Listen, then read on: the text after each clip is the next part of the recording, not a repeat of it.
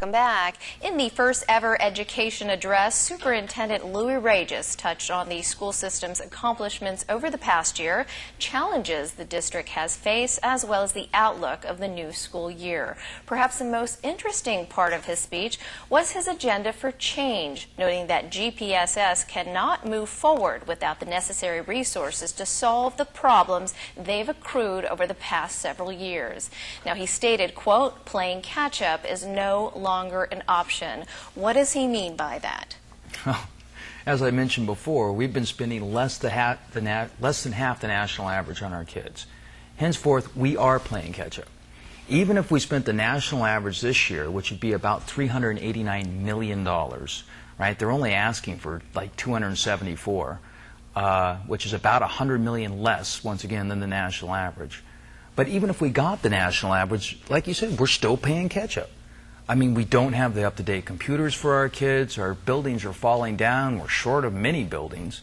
Every high school is overloaded. I was just talking to people at JFK today. They have got every single classroom filled, every single period, and it's a mess. I mean, it really is a mess. So, you know, is not playing catch-up not an option? Well, what other choice do we have? We are so far behind, and we've allowed our system to get so far behind that that's all we can do is play catch-up. But if we don't start now, we're really going to rob our kids of the quality of education they deserve. I'm sure most people will agree with what you just stated, but for the most part, those listening to his speech, especially as it pertains to yourself, your background, experience, and expertise, along with teachers, how did they receive his address? You know, sometimes it's a little hard for me because I meet with Louis on a regular basis, and like I know the inside and outside of the system so well that, you know, there's not a lot of news when he talks, right? But I think most people thought it was a pretty good speech. I mean, I thought they did a really good job staging it. That the theatrics were very nice, and it was nice and short, which is always a plus.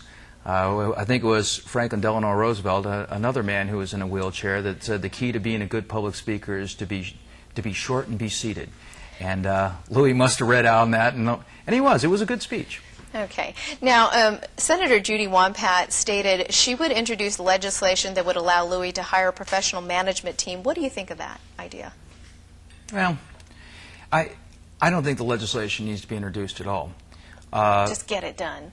Well, yes. I mean, actually, there's no such thing as an associate superintendent in law. And so we've looked into this for a while now. So if these positions don't exist, all you have to do is get rid of everybody that's in the positions, right? You can redetail them out, but deputy director is in law, and so he can just hire a new deputy director. So he can actually restructure within the existing law. So, I mean, I know our senators have to feel like they have to pass lots of laws and introduce bills, but I think he could probably get by without it. All right, fair enough. We'll be right back to officially wrap up our interview with Matt Rector, so don't go away.